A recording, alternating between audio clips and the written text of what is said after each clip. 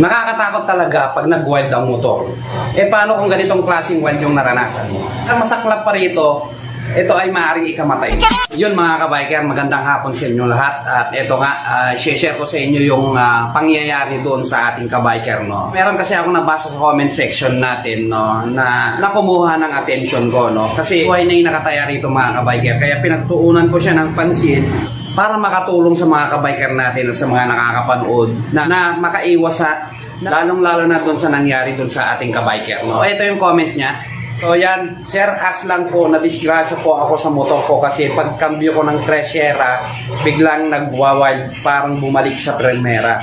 Yun, lumipad yung motor. Ayun mga kabiker, no? Nung pagkakambyo daw niya ng Trashera, parang bumalik daw sa low gear, sa Primera, at doon daw lumipad, no? So yun yung pagkakasabi niya.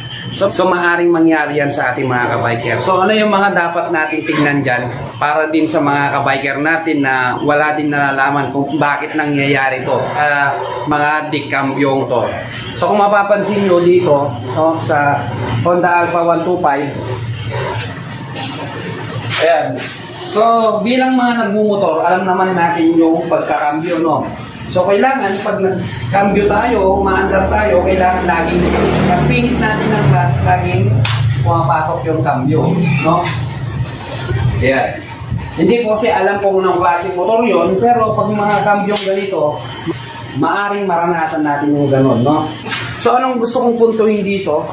Ito yung gusto kong puntuin sa inyo, no? Bakit naranasan ng kabiker natin yung nagkaganon, no? Isang bagay yan mga kabiker, katulad nung mga video ko na nakalipas na, no? Meron kasi akong pinaliwanag dun sa spindle, no? Itong spindle, kung mapapansin nyo ito, ayan, nahuhugot yan. So, ayan yung naglilipat nitong gear shift stopper plate, itong star na to. Ngayon, gear shift stopper plate na to, nakabit ito doon sa shift drum. Kaya, iikutin niya yan, and then, magpapunction yung transmission kasama yung mga shift fork para lumipat yung cambio. Ngayon, saan maaring sanhi yung nangyari doon sa kabiker natin? Bakit nag-tertiera siya, and then, nag-wild daw umalik doon sa Primera? So, kung mapapansin nyo to, siya yung naglilipat nitong spindle, no? Yan. Nilipat niya yan. Pag nagkambyo, so nagkabit muna tayo ng vice grip, no? Yan. Para ma-explain ko kung paano gumagana ito, no? Halimbawa, magkambyo ka, yan, inilipat niya. Ito, inilipat niya. Katulad yan mga kabiker, isang bagay yan kung bakit nangyari yun dito sa part na to at dun sa part ng loob, hindi pumasok yung shift fork doon sa shift drum. Ngayon, ito kasi yung naglilipat mga kabiker, bawas yan, bawas, no? Yan, kambyo. Kapag ganito, spindle natin, minsan kasi pag may nagkakabit, no? Hindi nila naiusog to, no? Ibig sabihin, nakaganyan lang siya. Nakaganyan, hindi nila nauusog. Kasi nauusog pa yan mga kabiker. Akala nila, ganun lang. Nauusog pa siya, ayan. Talagang igigitna mo yung sa pagitan niya, no? Kung mapapansin nyo, pag yan nakangat, maaaring sumala. Ayan, no? Sala siya.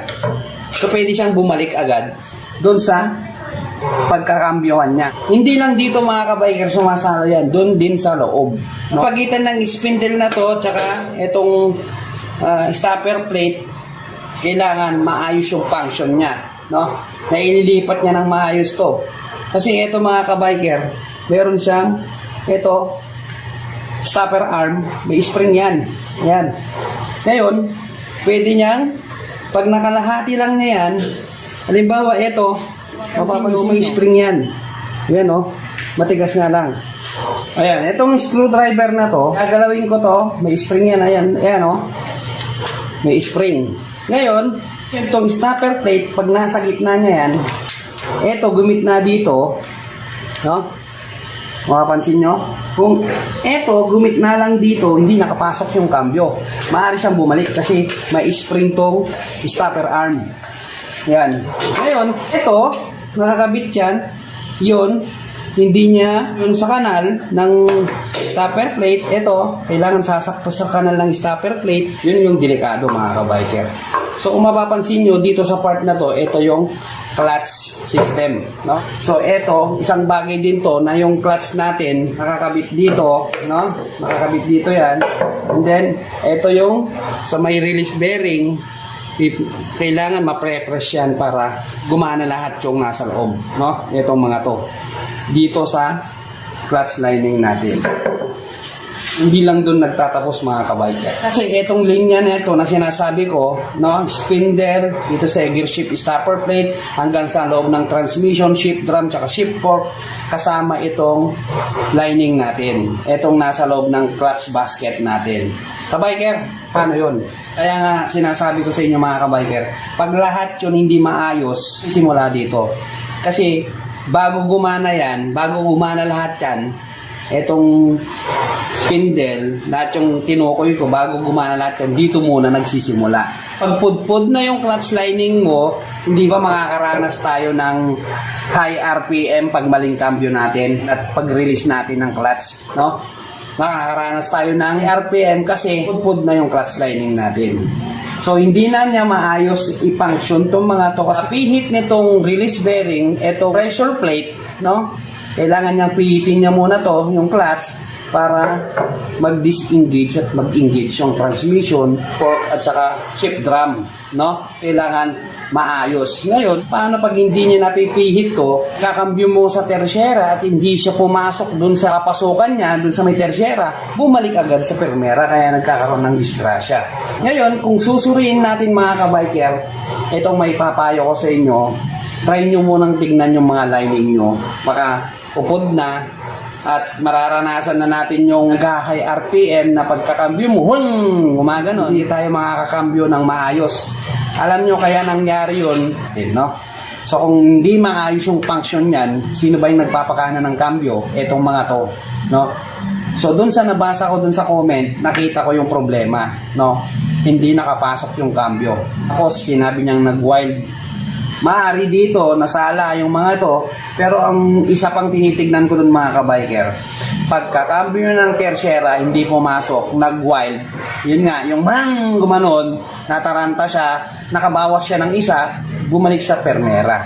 So, siyempre tayo naman, di ba, pag nag-wild yung motor, natataranta na tayo.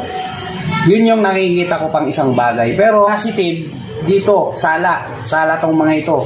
Hindi pumasok yung cambio dun sa linya niya, no? Hindi siya natuloy, kaya nag-wild at bumalik dun sa low gear. So, simpleng tutorial lang yung naibahagi ko sa inyo mga kabiker. I hope na malaking tulong to sa inyo. Nakita ko kasi yung isang bagay na kailangan talagang binibigyan ng pansin yun. Kasi buhay na yung nakataya at the same time, laman din ng iba na maari palang mangyari sa atin yun. Mag-wild, maari tayo madisgrasya. Tulad nga ng sinabi nung kabiker natin na si Luisito Channel na na-aksidente siya kanya. Eh paano kung mangyari sa atin yun? Siyempre, bilang kabiker, malungkot din naman tayo dahil hindi lang tayo nagbibigay ng tutorial, mas sinisecure natin yung buhay ng bawat isa para mapaalagahan natin yung ating buhay, no? Take note mga kabiker at sa mga nakakapanood. So, isa lang ang buhay. Eh, paano kung wala pa tayong kaligtasan? Yun ang masakla. Hope na meron kayo natutunan mga kabiker. Kung bago lang kayo sa aking channel, huwag niyong kalimutan mag-like, share, and subscribe. And